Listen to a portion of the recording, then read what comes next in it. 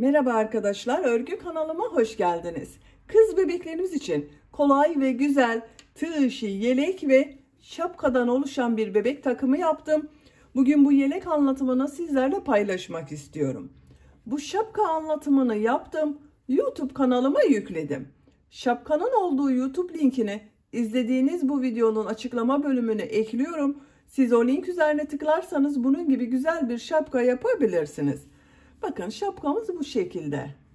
Kullanışlı bir şapka modeli. Biz bugün hem kolay hem de güzel bu tığ işi yeleği yapacağız arkadaşlar. İki renkli yaptım yelek örgüsünü. Ön bölümden düğmeli yaptım. Bakın buraya 3 düğme yaptım. 3 düğme iliğinin tam karşısına düğmelerini diktim.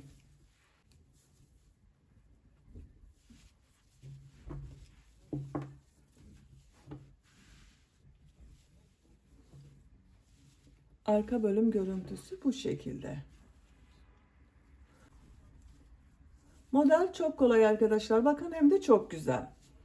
Yelek örgüsüne yakadan zincir yaparak başlıyoruz.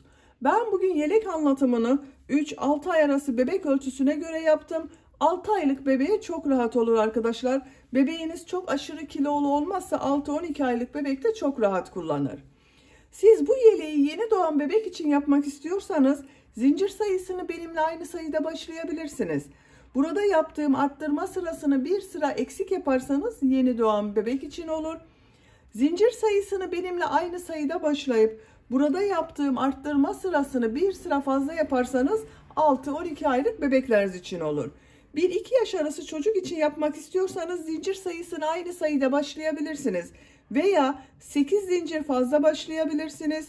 Ön bölümleri birer trabzan, kol ve arka bölümü ikişer trabzan fazla yaparsanız çok güzel olur arkadaşlar.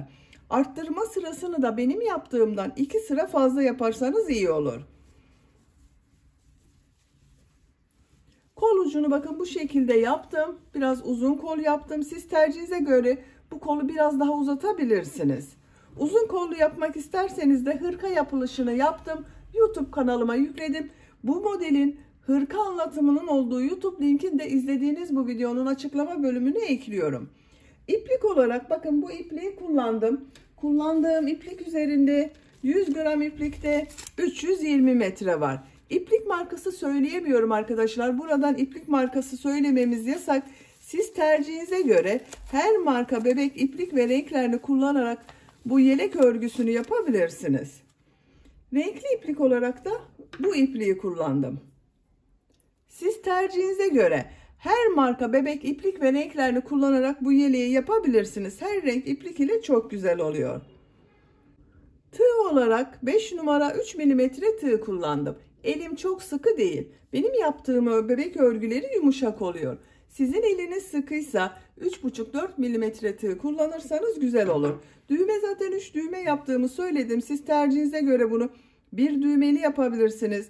4-5-6 düğmeli yapabilirsiniz.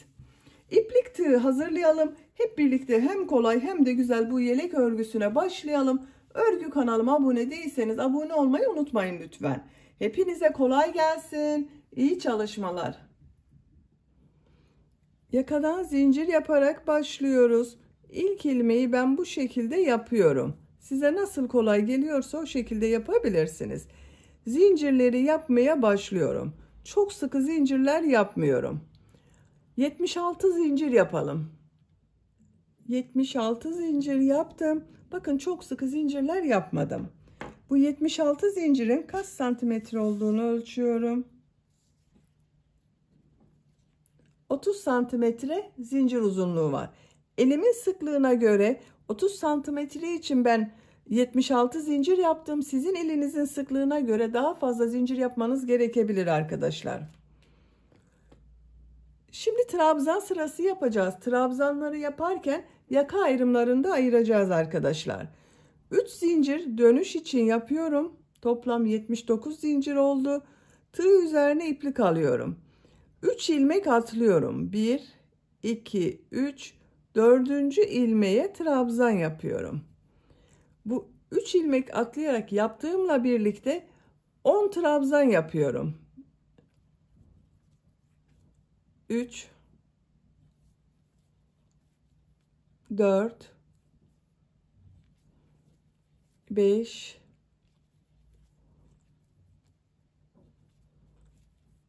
6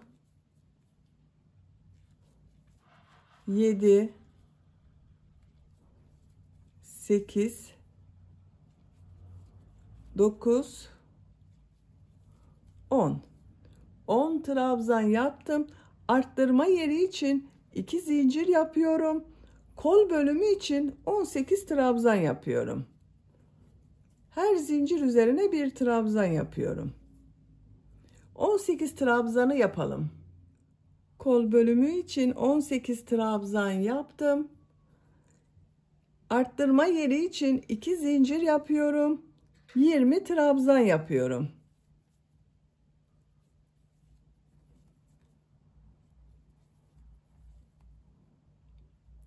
Yirmi trabzanı yapalım. 20 trabzan yaptım. 2 zincir yapıyorum. Kol bölümü için 18 trabzan yapıyorum.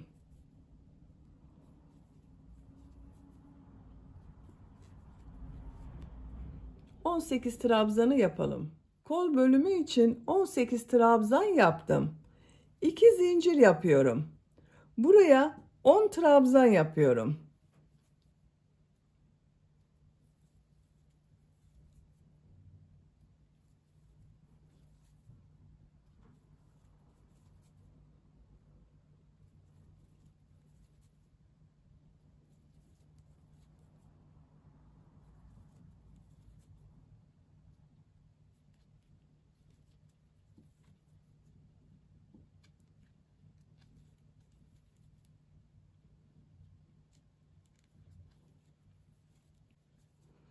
On trabzan yaptım. Bakın yaka ayrımlarını yaptık. 10 trabzan yaptım. Kol bölümleri için 18 trabzan yaptım. Buraya da 20 trabzan yaptım arkadaşlar. İkinci sıradayım. Bir zincir yapıyorum. Örgüyü çeviriyorum. İlk ilmeğe trabzan yapıyorum. Bütün ilmekler üzerine trabzan yapıyorum.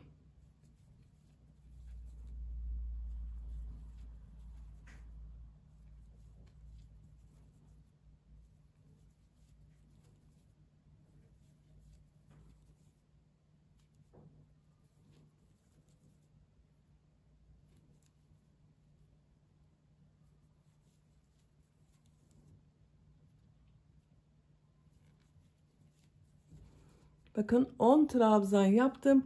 Arttırma yerine bir trabzan, 2 zincir, bir trabzan yapıyorum.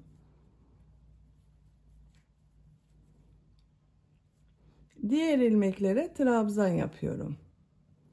Arttırma yerlerinde bir trabzan, 2 zincir, bir trabzan yapacağız. Bu arttırma yerine kadar devam edelim. Arttırma zincirine kadar trabzanları tamamladım. Arttırma yeri için bir trabzan, 2 zincir, bir trabzan yapıyorum. Diğer ilmeklere trabzan yapıyorum.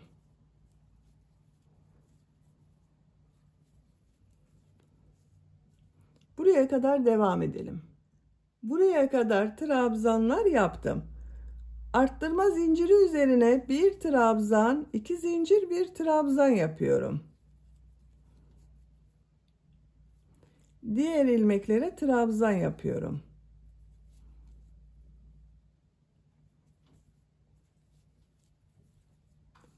Buraya kadar devam edelim. Arttırma zincirine kadar kol bölümünde trabzanları yaptım. Buraya bir trabzan, 2 zincir, bir trabzan yapıyorum. Diğer ilmeklere trabzan yaparak devam ediyorum.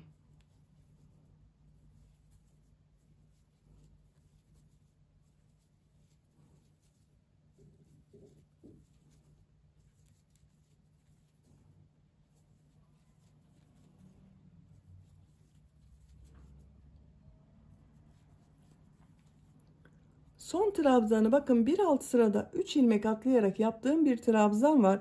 Bunun 3. zincire trabzan yapıyorum. Bu sırada 2, 4, 6, 8, 10, 11 trabzan oldu burası. Arttırma yerlerinde 1 trabzan, 2 zincir, 1 trabzan yaptık. Bakın hepsinde 4 yerde arttırma yapıyoruz. 3. sıradayım. 1 zincir yapıyorum, örgüyü çeviriyorum. İlk ilmeğe trabzan yapıyorum. Diğer ilmeklere trabzan yapıyorum.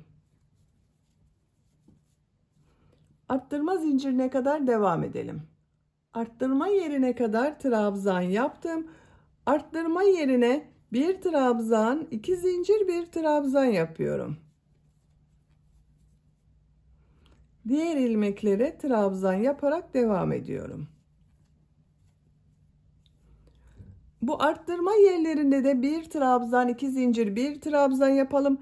Diğer ilmeklere 1 trabzan yapalım. Sıra sonuna kadar devam edelim. Sıra sonuna kadar tamamladım.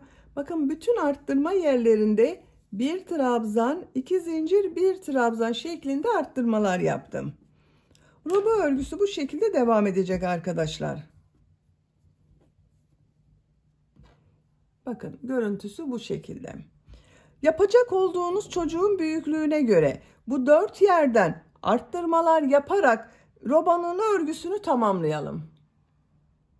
Roba örgüsünü 4 yerden düzenli arttırmalar yaparak 9 sıra yaptım. 1, 2, 3, 4, 5, 6, 7, 8, 9.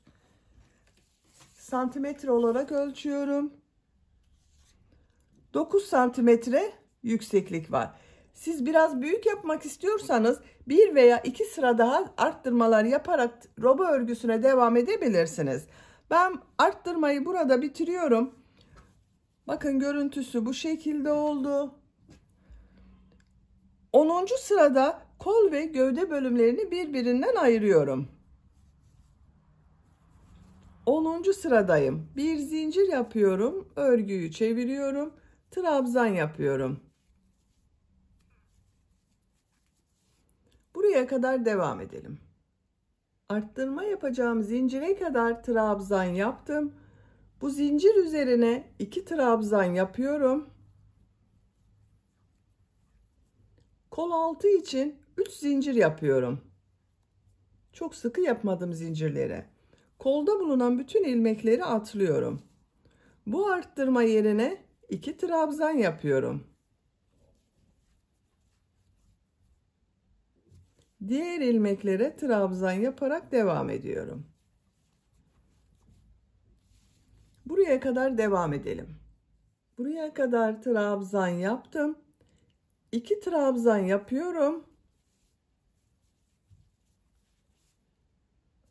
Kol altı için 3 zincir yapıyorum. Kolda bulunan bütün ilmekleri atlıyorum. Buraya 2 trabzan yapıyorum.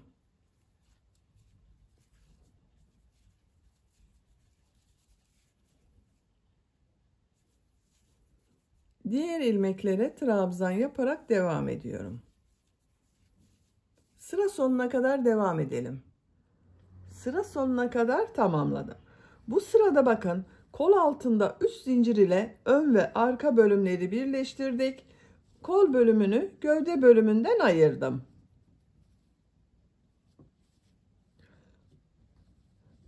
Artık örgüye gövde örgüsüyle devam edeceğiz.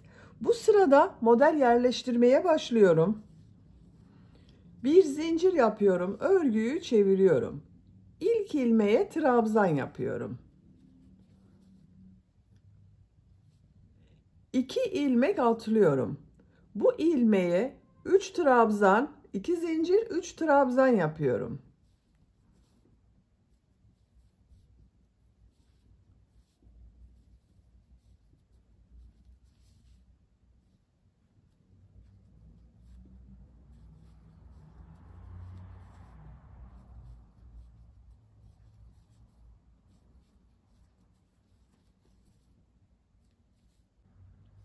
Aynı ilmeğe 3 trabzan, 2 zincir, 3 trabzan yaptım. 2 ilmek atlıyorum. 1 trabzan yapıyorum. 1 ilmek atlıyorum. Bu ilmeğe 3 trabzan, 2 zincir, 3 trabzan yapıyorum.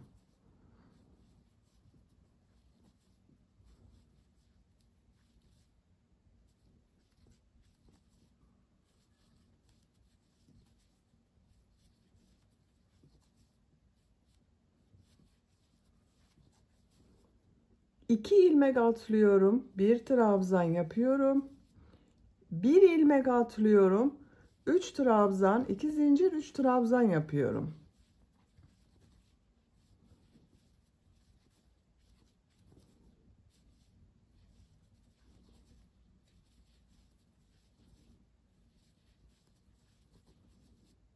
İki ilmek atlıyorum, bir trabzan yapıyorum. 1 ilmek atlıyorum, 3 trabzan, 2 zincir, 3 trabzan yapıyorum.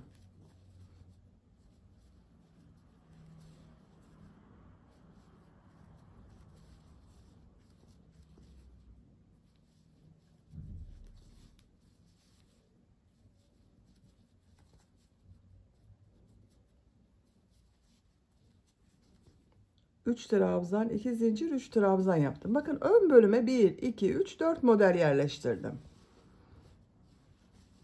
Kol altı için zincir yaptığım yerdeyim. 1, 2 ilmek atlıyorum. Bakın ortada bulunan zincir üzerine bir trabzan yapıyorum. Tığ üzerine iplik alıyorum. 1 ilmek atlıyorum. Bu ilmeğe 3 trabzan, 2 zincir, 3 trabzan yapıyorum.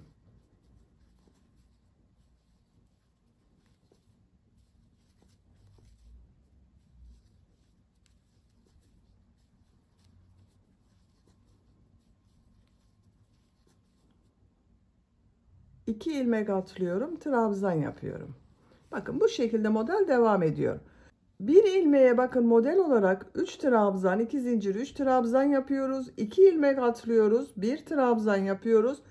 Bir trabzandan sonra bir ilmek atlayıp tekrar model için 3 trabzan, 2 zincir, 3 trabzan yapıyoruz. Sıra sonuna kadar devam edelim. Modelleri sıra sonuna kadar yaptım. Sıra sonunda bakın modelden sonra 1, 2, 3 ilmek var. 2 ilmeği atlıyorum. Son ilmeğe trabzan yapıyorum. Sıra başında bakın trabzan ile başladım. Sıra sonunda trabzan ile bitirdim. Bu ilk ön bölümde bakın 1, 2, 3, 4 model yaptım. Bu ön bölümde de 1, 2, 3, 4 model yaptım arkadaşlar bakın. Toplam 2, 4, 6, 8, 10, 12, 14, 16, 17 model var. Arka bölümde 9 model oldu. 2, 4, 6, 8, 9.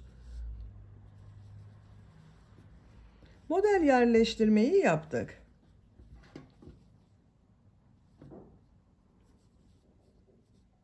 Bu 17 model ile örgüye devam ediyorum. Bir zincir yapıyorum, örgüyü çeviriyorum. İlk ilmeğe trabzan yapıyorum. Model ortasında bulunan bu iki zincir üzerine 3 trabzan, 2 zincir, 3 trabzan yapıyorum.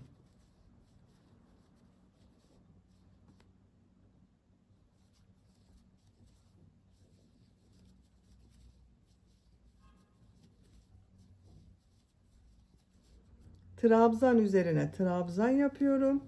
Model üzerine 3 trabzan, 2 zincir, 3 trabzan yapıyorum.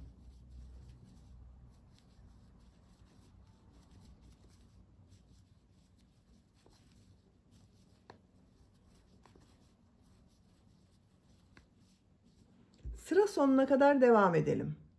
Sıra sonuna kadar tamamladım. Son model üzerine 3 trabzan, 2 zincir, 3 trabzan yaptım. Son trabzan üzerine de bir trabzan yapıyorum. Bir zincir yapıyorum. Örgüyü çeviriyorum.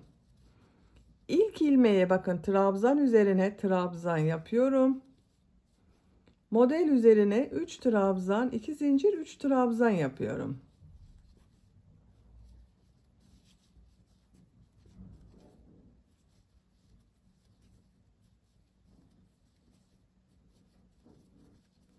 Trabzan üzerine trabzan yapıyorum. Model üzerine 3 trabzan, 2 zincir, 3 trabzan yapıyorum.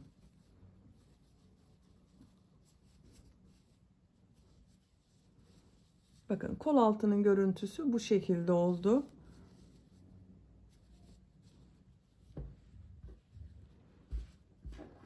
Bakın arkadaşlar, model hem çok kolay, hem güzel, hem de çok zevkli bir örmesi var modelin. Gövde örgüsünü bu model sırasını tekrarlayarak devam edelim. Model sırasını 8 sıra yaptım. 1, 2, 3, 4, 5, 6, 7, 8. Beyaz renkli ipliği kestim. Buradan itibaren ben renkli iplik ile devam ediyorum. Siz tercihinize göre beyaz renkli iplik ile devam edebilirsiniz veya hangi renk iplik ile başladıysanız.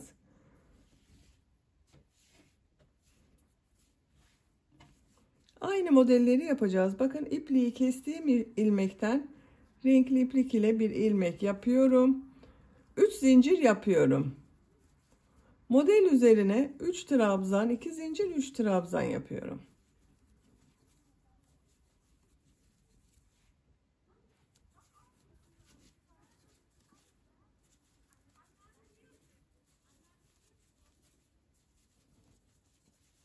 Trabzan üzerine trabzan yapıyorum.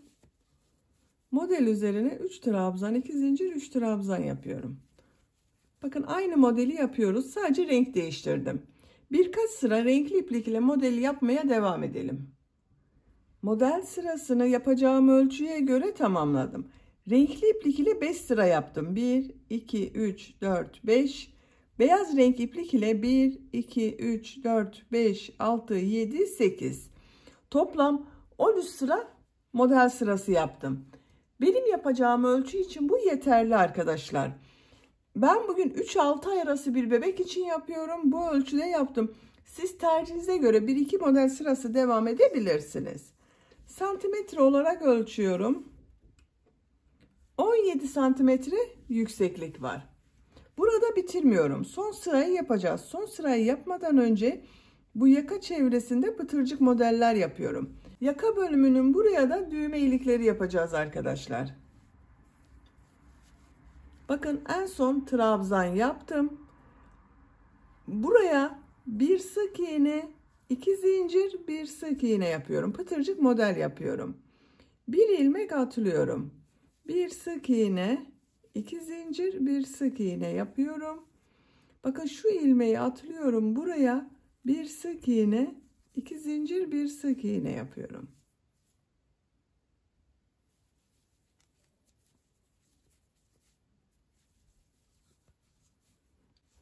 Buraya kadar devam edelim.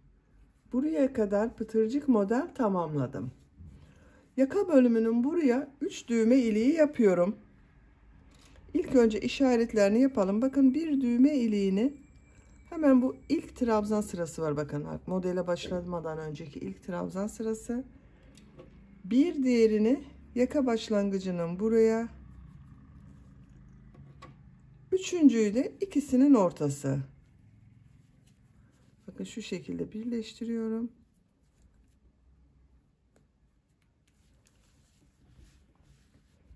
Ben 3 düğmeli yapıyorum. Siz tercihinize göre bunu tamamını düğmeli yapabilirsiniz. Şu ilk ilmeğe bir sık iğne yapıyorum. Düğme iliği için 7 zincir yapıyorum. Aynı ilmeğe sık iğne yapıyorum. Bakın böyle bir düğme kullanıyorum. Bunun geçeceği kadar arkadaşlar. Siz daha büyük düğme kullanıyorsanız bunu 8-9 zincir yapabilirsiniz.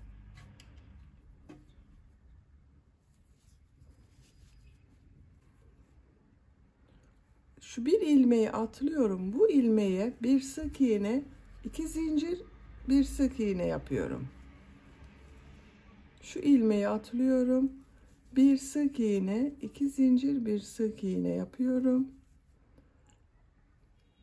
Bir sık iğne, 2 zincir, bir sık iğne yapıyorum. Bakın 1, 2, 3 pıtırcık model yaptım. Şimdi tekrar düğme iliği yapacağız. Şu bir ilmeği atlıyorum. Bu ilmeğe bir sık iğne yapıyorum. Düğme iliği için 7 zincir yapıyorum.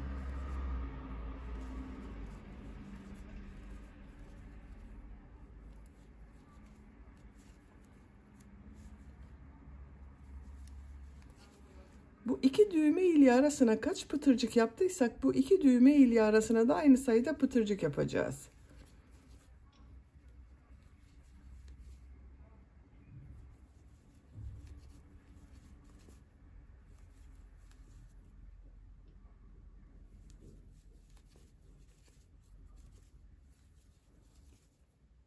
Bir ilmek atlıyorum. Düğme ili yapmak için bir sık iğne yapıyorum.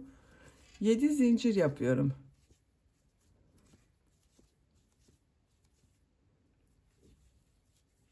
Sık iğne yapıyorum. Bakın 3 düğme iliğini yaptım.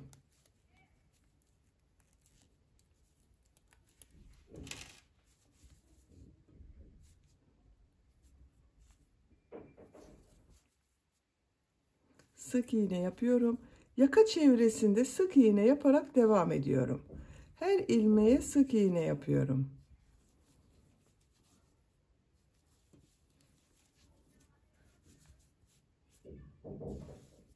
Sıra sonuna kadar devam edelim. Sıra sonuna kadar sık iğne yaparak tamamladım.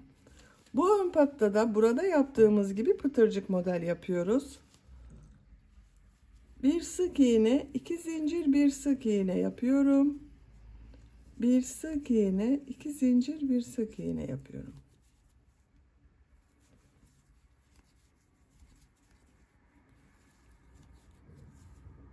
Sıra sonuna kadar devam edelim. Sıra sonuna kadar tamamladım. Bakın bu şekilde oldu. Bu ön patta kaç pıtırcık model yaptıysanız burada da aynı sayıda pıtırcık model yaparsanız görüntü olarak daha düzgün olur. Şimdi uç bölümü yapacağız. Uç bölümde dilim modelleri yapıyorum. Şu ilk ilmeğe sık iğne yapıyorum. Bir zincir yapıyorum. Model ortasında bulunan bu 2 zincir üzerine 8 trabzan yapıyorum.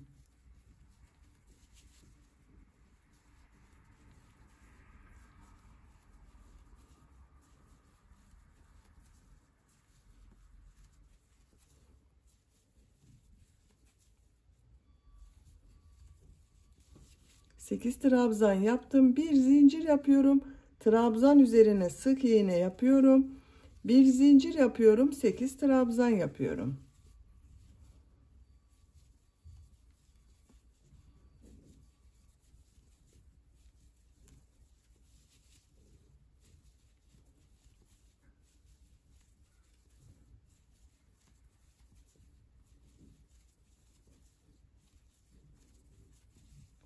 Sekiz trabzan yaptım. Bir zincir yapıyorum. Sık iğne yapıyorum. Sıra sonuna kadar devam edelim. Sıra sonuna kadar modelleri yaptım. Bir zincir yapıyorum. Şu ilmek ile ilmek kaydırma yaparak birleştiriyorum. İpliği kesiyorum. Bakın arkadaşlar. Uç bölümün görüntüsü bu şekilde oldu. Çok güzel oldu.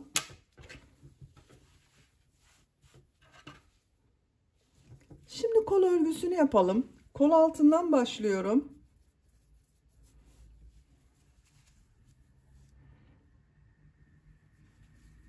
İpliği bağlıyorum.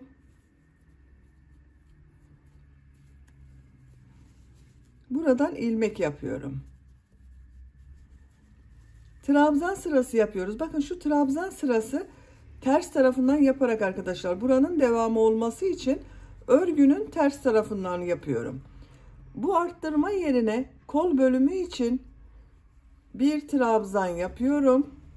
Diğer ilmeklere trabzan yaparak devam ediyorum.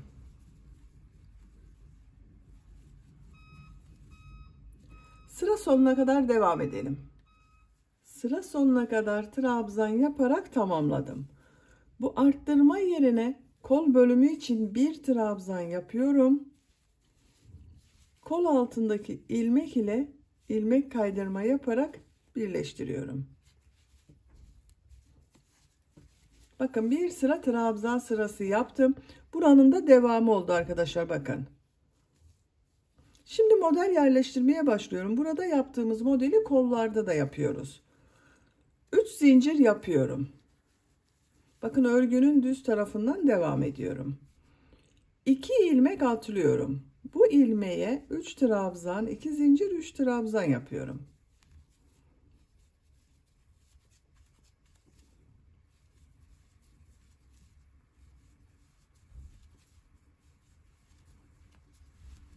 Aynı ilmeğe 3 trabzan, 2 zincir, 3 trabzan yaptım. 2 ilmek atlıyorum. bir trabzan yapıyorum. Bir ilmek atlıyorum. 3 trabzan, 2 zincir, 3 trabzan yapıyorum.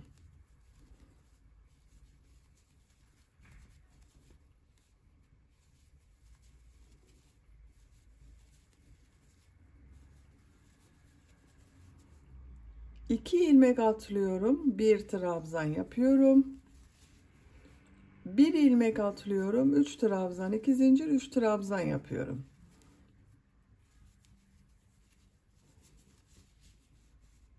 Bakın modelden sonra 2 ilmek atlıyorum. Bir trabzan yapıyorum. Bir trabzandan sonra bir ilmek atlıyorum. Bir ilmeğe 3 trabzan, 2 zincir, 3 trabzan yapıyorum. Sıra sonuna kadar devam edelim. Modelleri sıra sonuna kadar tamamladım. Sıra sonunda 2 ilmek var. Bu 2 ilmeği atlıyorum. Sıra başında yaptığım bakın 3 zincirin 3. zincir ile ilmek kaydırma yaparak sırayı birleştiriyorum. Model yerleştirmeyi tamamladım. Bir sıra üzerinde 2, 4, 6, 7 model yaptım arkadaşlar. Beyaz renkli ipliği burada kesiyorum. Renkli iplik ile devam ediyorum.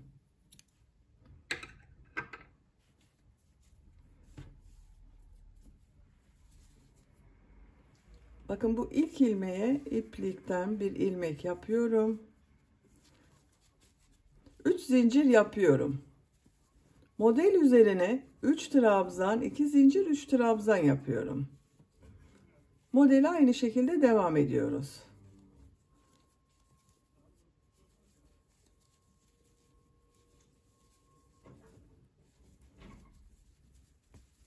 Trabzan üzerine trabzan yapıyorum.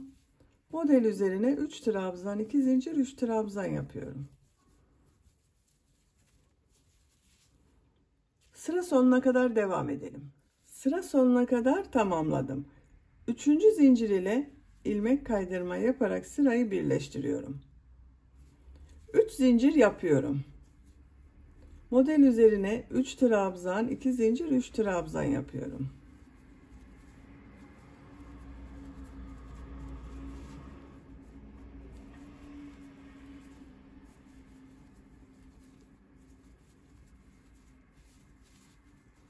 Trabzan üzerine trabzan yapıyorum. Sıra sonuna kadar devam edelim. Sıra sonuna kadar tamamladım. Son modeli 3 zincir ile ilmek kaydırma yaparak birleştiriyorum. Renkli iplik ile 2 sıra model yaptım. Bir sırada beyaz renkli iplik ile yaptım. Bakın 3 sıra oldu. Görüntüsü bu şekilde arkadaşlar. Şimdiki sırada bu uç bölümde yaptığımız dilimli modeli yapacağız. Siz tercihinize göre bir veya iki sıra daha model sırası devam edebilirsiniz. Bir zincir yapıyorum. Model üzerine 7 trabzan yapıyorum.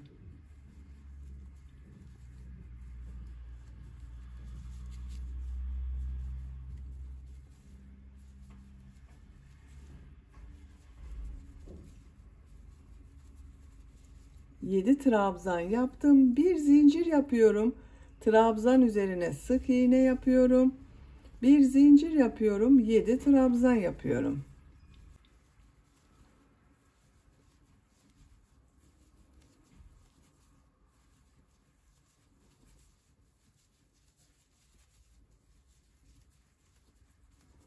Bir zincir yapıyorum. Sık iğne yapıyorum. Bakın bu şekilde görüntü elde ediyoruz. Sıra sonuna kadar devam edelim. Sıra sonuna kadar tamamladım. Son modeli de 7 trabzan yaptım. Bir zincir yapıyorum.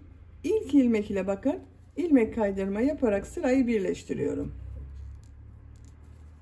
İpliği kesiyorum. Bakın kol ucunun görüntüsü bu şekilde oldu. Diğer kolu da aynı şekilde başladım. Bakın tamamladım arkadaşlar. Yelek örgüsünü bitirdim. Bakın ters tarafın görüntüsü bu şekilde.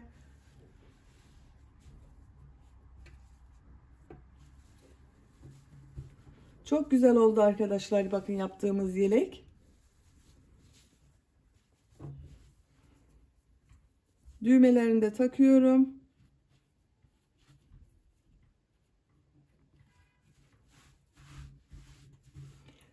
olarak ölçülerini söylüyorum. Kol altının buradan gövde genişliğini ölçüyorum. 23 santimetre.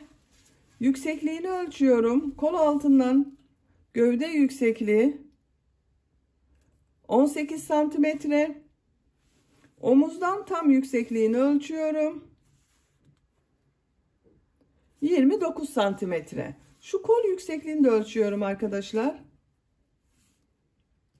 14 santimetre kol yüksekliği var. Ben bugün 3-6 ay arası bir bebek için yaptım. Bu ölçüde oldu arkadaşlar. Bebeğiniz çok kilolu olmazsa 6 aylık bebek çok rahat kullanır. Beni dinlediğiniz ve izlediğiniz için hepinize çok teşekkür ederim. Örgü kanalıma abone değilseniz abone olmayı unutmayın lütfen. Sizlerle yeni örgülerde görüşmek dileğiyle. Hoşça kalın, sevgiyle kalın.